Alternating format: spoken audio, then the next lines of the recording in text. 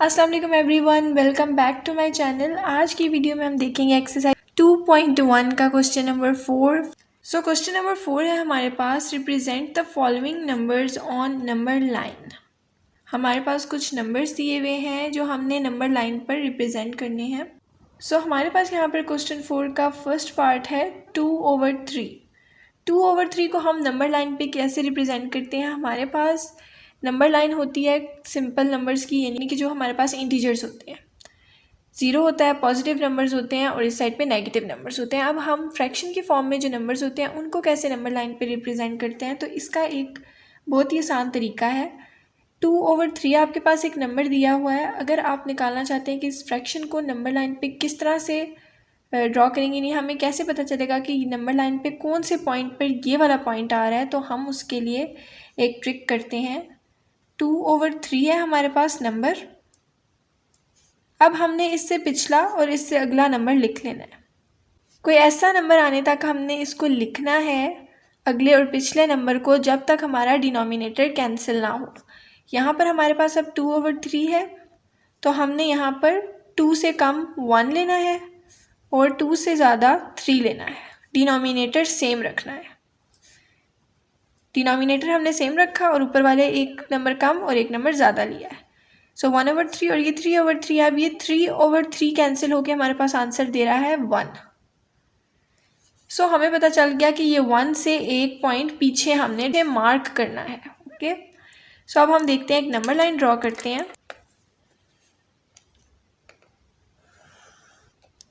ये हमारे पास एक नंबर लाइन है। अगर हम इस पे पॉइंट्स लेते हैं 0, -1, 1, -2 एंड 2, अगर ये हम इस पे पॉइंट्स लेते हैं तो हमारे पास ये आया है 1। अब 1 से एक नंबर पीछे, यानी कि 3/3 हमारे पास 1 आंसर दिया, लेकिन हमने अब क्या देखना है, पीछे वाला, क्योंकि हमारे पास नंबर है 2/3। सो हमने 2/3 को यहाँ पर प्लेस करना है। तो 2/3 यहाँ से एक पॉइंट पीछे आ जाएगा। यहाँ पर हमारे पास 4 लाइंस होंगी, 4 पॉइंट्स इनके बीच में आएंगे और 5th पॉइंट पर हमारे पास 1 है। सो 1 से एक पॉइंट पीछे हमारे पास 2/3 मार्क होगा। सो ये हमारे पास तरीका होता है मार्क करने का नंबर लाइन पे किसी भी फ्रैक्शन को। सो ये इसका आंसर है। अब हम देखते हैं अपना सेकंड पार्ट, -4/5। -4/5 में भी हम सेम ट्रिक अप्लाई करेंगे। माइनस है तो कोई बात नहीं, ये नेगेटिव नंबर्स में जाएगा। जो हमने देखा था कि इंटीजर्स आएंगे पॉजिटिव और नेगेटिव इंटीजर्स। सो अब यहाँ पर ये नेगेटिव इंटीजर्स की तरफ जाएगा नंबर, यानी कि ये नेगेटिव साइड पे जाएगा। लेकिन 4/5 कहाँ पर लाइक आ रहा है हमने वो देखना है। 4/5 उसी तरह हम सेंटर में रखेंगे और 4 से कम हमारे पास 3 होता है और 4 से बड़ी वैल्यू होती है हमारे पास 5। डिनोमिनेटर सेम हम रखेंगे 5। सो अब हमारे पास आया है 3/5, 4/5 एंड 5/5। जब 5/5 को हम कट करेंगे तो ये हमारे पास 1 आंसर देगा। इसका मतलब कि ये 1 से पीछे है, लेकिन सबके साथ अब माइनस है। सो इसका मतलब ये है कि ये -1 से पीछे है। -1 से एक नंबर कम है हमारा ये पॉइंट, -4/5। अगर हम इसको नंबर लाइन पे ड्रॉ करें तो ये इस तरह होगी। ये 0 पॉइंट है हमारे पास, ये है 1, ये है 2, ये -1 और ये -2। सो -1 से एक पॉइंट पीछे यहाँ पर -4/5 पॉइंट हमने मार्क करना है। सो -1 हमारे पास इस पॉइंट पर था, अब इससे एक पॉइंट पीछे, तो ये वाला पॉइंट जो है वो हमारे पास -4/5 है। अब सो आपको क्लियर हो गया होगा। अब हम देखते हैं अपना थर्ड पार्ट। 1/3/4 हमारे पास इम्प्रॉपर फ्रैक्शन है और हमें पता है कि हम इम्प्रॉपर फ्रैक्शन को प्रॉपर फ्रैक्शन की फॉर्म में कैसे कन्वर्ट करते हैं। जब हम यहाँ पर मल्टीप्लाई करेंगे और यहाँ पर प्लस करेंगे, इसको प्रॉपर सॉल्व किया जाता है डिवीजन फॉर्म से, लेकिन ये एक शॉर्ट ट्रिक है कि यहाँ पर मल्टीप्लाई करते हैं, यहाँ पर प्लस करते हैं, तो हमारे पास जो डिज़ायर्ड आंसर आता है वो आ जाता है। 4 1 टाइम्स 4, 5 6 एंड 7, 7/4 डिनोमिनेटर में जो टर्म होगी वो उसी तरह रहेगी। तो ये इस तरह भी हम लिख सकते हैं। इम्प्रॉपर फ्रैक्शन से प्रॉपर फ्रैक्शन की फॉर्म में 7/4 आंसर आया। तो 7/4 हमारे पास वो पॉइंट है जिसका हमने फाइंड करना है नंबर लाइन पे पॉइंट। ओके, तो अब हम देखते हैं 7/4 को। 7/4 से लेस है 6/4 और इसी तरह ज़्यादा होगा 8/4। जब हम इसको डिवाइड करेंगे 4 2 टाइम्स 8 आएगा हमारे पास। तो इसका मतलब 7/4 ऐसा पॉइंट है जो हमारे पास 2 से 1 पॉइंट पीछे है। मैं रिपीट करती हूँ, एक दफ़ा दोबारा सुन लें। 7/4 हमारे पास ऐसा पॉइंट है जो हमारे पास 2 से 1 पॉइंट पीछे है। अगर हम इसको नंबर लाइन पर ड्रॉ करें तो ये हमारे पास इस तरह से आएगा। ये हमारे पास एक नंबर लाइन है। ये हम यहाँ पे पॉइंट ड्रॉ करते हैं 0, -1, -2, 1 एंड 2। सो यहाँ पे हमारे पास 2 से 1 पॉइंट पीछे है। सो ये 4 पॉइंट्स अगर हम लें तो ये वाला पॉइंट हमारे पास 1/3/4 का होगा, बिकॉज हमने 7/4 अपनी आसानी के लिए या आंसर निकालने के लिए पुट किया था। अब हमने 1 × 3/4 ही पुट करना है। ये हमारा वो पॉइंट है जो उन्होंने हमें फाइंड करने के लिए कहा था, रिप्रेजेंट करने के लिए कहा था नंबर लाइन के ऊपर। सो ये हमारा थर्ड पार्ट भी हो गया। अब हम चलते हैं अपने फोर्थ पार्ट की तरफ। -2 × 5/8। -2 × 5/8 को अब हमने उसी तरह से करना है जिस तरह से हमने थर्ड पार्ट किया है। ये हमारे पास माइनस की फॉर्म में है, मतलब ये नेगेटिव इंटीजर्स में फॉल करेगा। यहाँ पर हमने इम्प्रॉपर फ्रैक्शन को प्रॉपर फ्रैक्शन में कन्वर्ट करना है। 8 2s are 16 plus 5, 8 2s are 16 plus 5 is equal 21/8। सो ये 21/8 आएगा हमारे पास प्रॉपर फ्रैक्शन में, और साथ आएगा साइन माइनस का, बिकॉज यहाँ पर माइनस है। सो -21/8 हमारे पास वो पॉइंट आया जो हमने मार्क करना है।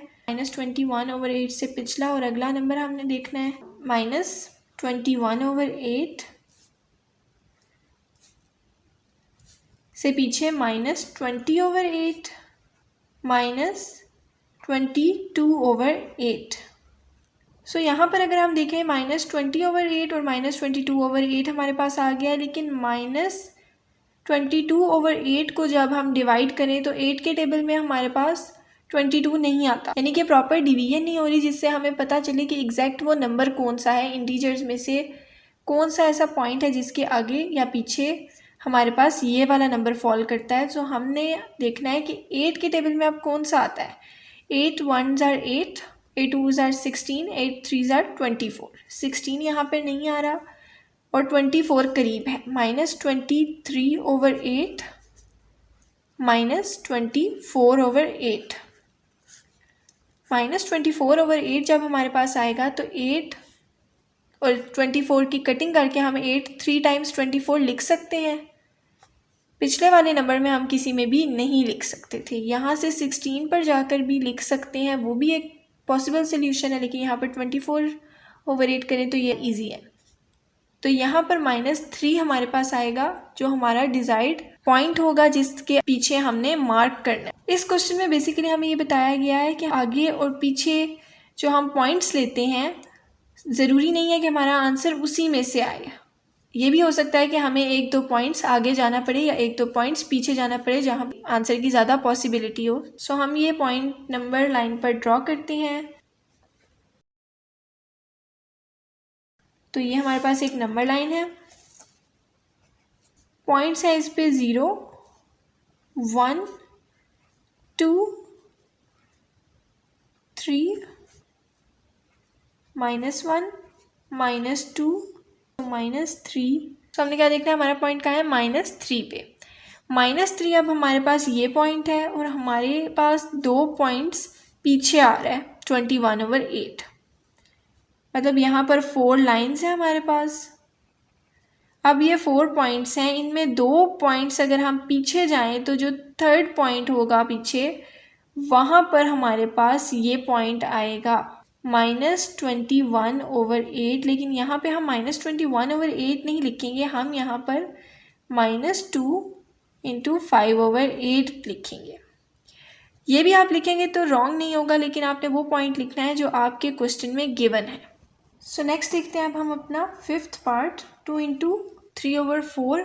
ये इम्प्रॉपर फ्रैक्शन है, इसको हम प्रॉपर फ्रैक्शन में कन्वर्ट करेंगे। 4 2 टाइम्स 8 + 3, तो ये हमारे पास आएगा 11/4।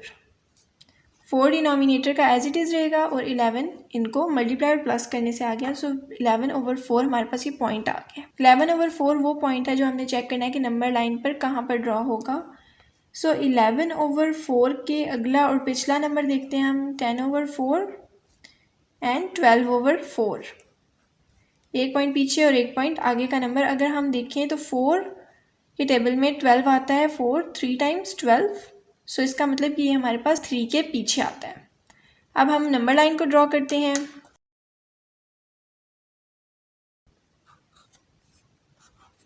ज़ीरो पॉइंट हमारे पास आ गया यहाँ बीच में। 1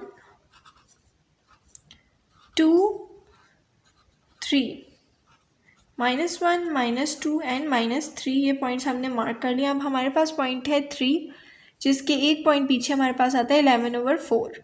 सो यहाँ पर 4 पॉइंट्स ये हैं और यहाँ जो एक पॉइंट पीछे है वो हमारे पास क्या है, 11/4, यानी कि 3 से पिछला पॉइंट क्या है, 11/4। लेकिन हमने पुट करना है यहाँ पर वैल्यू 2 × 3/4, बिकॉज ये हमें क्वेश्चन में वैल्यू मेंशन है। लेकिन अगर 11/4 लिखते हैं आप तो वो भी ओके है, वो भी आपके मार्क्स डिडक्ट नहीं होंगे। सो अब हमारे पास है लास्ट पार्ट नंबर 6 है अब हमारे पास √5। √5 हमारे पास एक इरेशनल नंबर है, हमारे पास ये रैशनल नंबर नहीं है। जो हमने पहले सारे नंबर्स देखे हैं वो हमारे पास रैशनल नंबर्स थे। इरेशनल नंबर को नंबर लाइन पे रिप्रेजेंट करने के लिए हम पाइथागोरस थ्योरम को यूज़ करते हैं। अब पाइथागोरस थ्योरम हम देखेंगे कि बेसिकली पाइथागोरस थ्योरम होता क्या है। पाइथागोरस थ्योरम में बेसिकली हमारे पास एक कोई भी राइट एंगल ट्रायंगल होती है, उसकी दो साइड्स हमें गिवन हो और एक साइड हमें गिवन ना हो, तो हम उसे फाइंड करते हैं थ्रू पाइथागोरस थ्योरम। अगर हम एग्जांपल लें, अगर ये हमारे पास एक राइट एंगल ट्रायंगल है, ये ए साइड है, ये बी साइड, और हमने सी साइड अगर फाइंड करनी है, इसकी लेंथ अगर हमने फाइंड करनी है, तो वो हम इन दोनों की लेंथ के थ्रू फाइंड करेंगे with the help of Pythagoras theorem.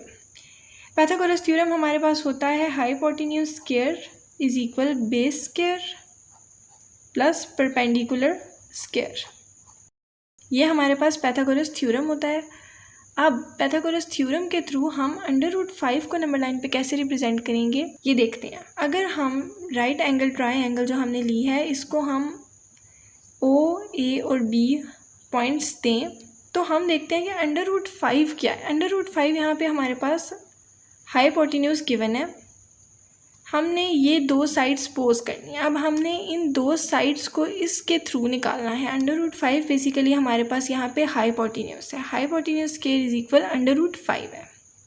ठीक, अब हमने ये निकालना कैसे है, इसकी वैल्यू को फाइंड कैसे करना है। अगर हम हाइपोटेन्यूज स्क्वायर की जगह रखें इसके points O, B whole square is equal base square. So base हमारे पास है 0 से A पॉइंट तक और परपेंडिकुलर है हमारे पास A से B पॉइंट तक। तो हमने यहाँ पर बेस ली है 2 स्क्वायर प्लस परपेंडिकुलर 1 स्क्वायर। इसका मतलब कि ये हमारे पास जो है ये बेस है, ये हमारे पास है 2 सेंटीमीटर, ये हमारे पास परपेंडिकुलर है, ये है 1 सेंटीमीटर। सो ये हमने 2 लिया और ये हमने 1 लिया। So OB whole square is equal, अब हम फाइंड करेंगे 2 का square 4 plus 1, so OB whole square is equal 5।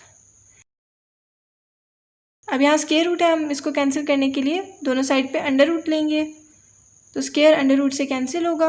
OB is equal √5। सो अब हमने जो ओ बी है उसकी वैल्यू निकाल ली है √5। अब हमने यही जो राइट एंगल ट्रायंगल देखा है इसी को हमने बेसिकली नंबर लाइन पे रिप्रेजेंट करना है। हम एक नंबर लाइन ड्रॉ करेंगे, वहाँ पे 2 यूनिट्स हम बेस लेंगे, 1 यूनिट परपेंडिकुलर होगा और √5 हाइपोटेन्यूज स्केल की वैल्यू होगी। अब जो राइट एंगल ट्रायंगल हमने यहाँ पर बनाई थी वो हमने एज इट इज़ यहाँ बनानी है नंबर लाइन पे। ये 2 यूनिट्स हमने लिया बेस, ये हमारे पास ओ पॉइंट था और ये हमारे पास ए पॉइंट था राइट एंगल ट्रायंगल के अकॉर्डिंग। अब हमने परपेंडिकुलर ड्रॉ करना है 1 सेंटीमीटर।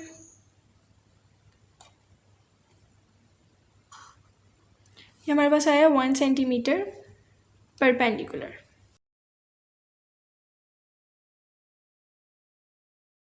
√5 ये हमारे पास हाइपोटेन्यूज स्केल है, 2 सेंटीमीटर हमारे पास बेस है और 1 सेंटीमीटर हमारे पास परपेंडिकुलर है और ये हमारे पास ओ ए और बी पॉइंट्स हैं। ठीक है, अब हमने जो नंबर लाइन पर √5 को रिप्रेजेंट करना है वो कैसे करना है, यहाँ पे हमने कंपास को रखना है और ओ से बी पॉइंट तक कंपास को हमने खोल लेना है और देन हमने एक आर्क लगानी है, वो जिस पॉइंट पर जाकर लगेगी नंबर लाइन पर वो पॉइंट हमारे पास √5 होगा। सो हम देखते हैं, मैंने कंपास को ओ से बी पॉइंट तक खोल लिया। अब हम एक आर्क ड्रॉ करते हैं।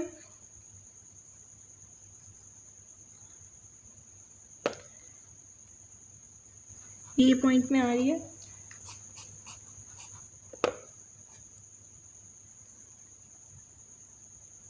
ये हमारे पास इस पॉइंट पे आ रही है। सो ये हमारे पास वो पॉइंट है जहाँ पर √5 लाई कर रहा है नंबर लाइन पर।